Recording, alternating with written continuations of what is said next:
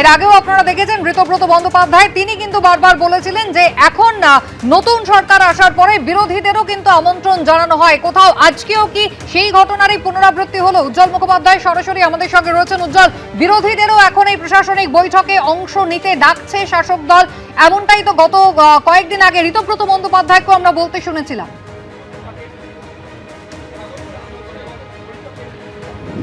দেখো, তুমি যে ছবি দেখতে পাচ্ছ সেটা হচ্ছে মুখ্যমন্ত্রী শুভেন্দু অধিকারী, তিনি কিন্তু ভেতরে ঢুকছেন।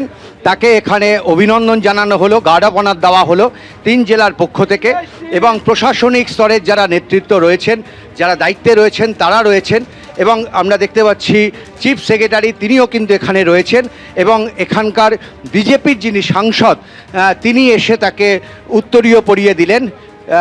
যাচ্ছেন দিলীপ ঘোষ, অগ্নিমিত্রা পাল, যে দুজন মন্ত্রী, তারাও কিন্তু বাইরে এসে শুভেন্দু অধিকারীকে তারা ভেতরে নিয়ে গেলেন।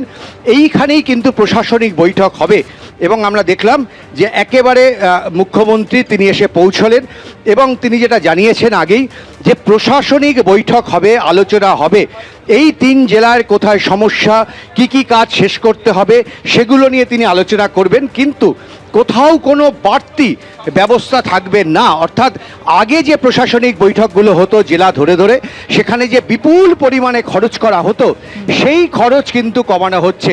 ফলে আমরা দেখলাম, আর একই সঙ্গে সাফল্য বলতে এটাই যে এখানে তৃণমূল কংগ্রেসের সাংসদ, তৃণমূল কংগ্রেসের অন্তত এখনো পর্যন্ত 2 জন বিধায়ক তারা কিন্তু এই বৈঠকে উপস্থিত হলেন।